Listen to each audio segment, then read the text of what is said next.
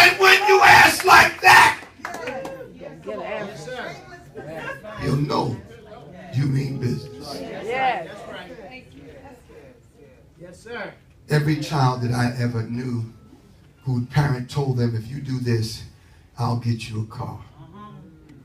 Well, if the child took your words and would hold you to them, even if you ain't had no money, you'll go out there and borrow that money. that's right.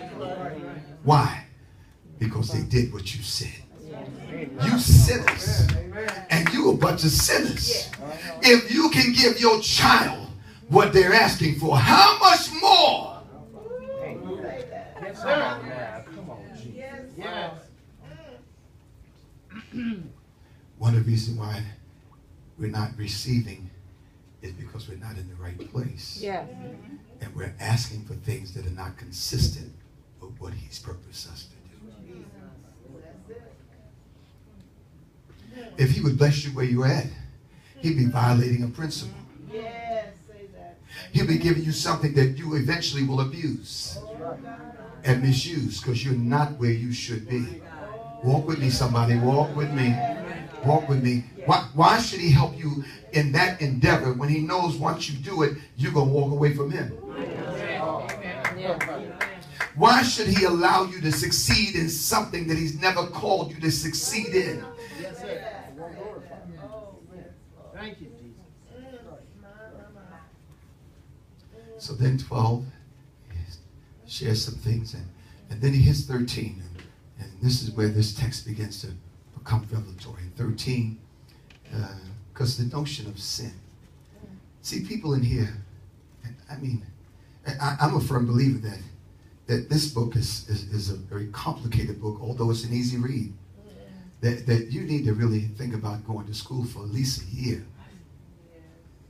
Why? Because a lot of this stuff needs to penetrate your human existence. See, you and I operate on our five senses. We depend on our five senses.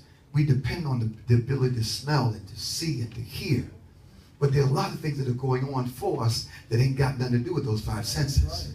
They have everything to do with our spirit man. And the spirit in us is not in tune to the things that you're giving it. It's only this Yes, sir. Yes, sir. that will spark a revelation or a aggressiveness to the things of God. So you've got to read. Somebody said, I got to read. And then watch this. There has to be some level of accountability. I was talking to a young man the other day, and in school today, those of you that teach and stuff like that they have FCAT. Who know about FCAT?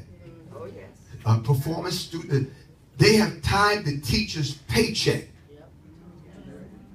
to the performance of the student. Now, if I was a teacher, I'd say, wait a minute. I'm doing all I can to teach them, and then they have to go back in that raggedy house, that confused house that's not reinforcing what they're learning. And guess what? The government said, we don't care. Watch it. You know why they said they don't care? Because teaching is not just a job, it's a calling. I'll leave that alone.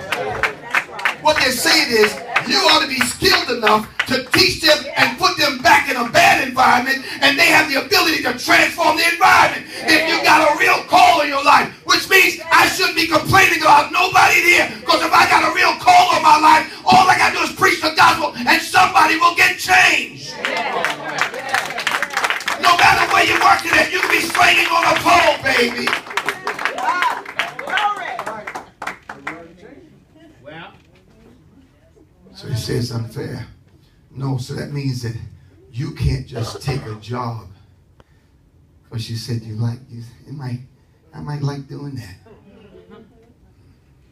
You better stop thinking about what you might like doing and start thinking about what you have a passion for.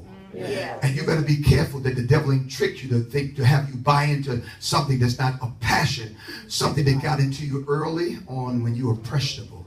You saw something on TV. You saw Luther or Beyonce. I remember talking to my son. I said, what you want to do? I said, I'm going to be a professional basketball player. And it took everything in the world for me to stop laughing. I ain't never seen the boy go to the gym.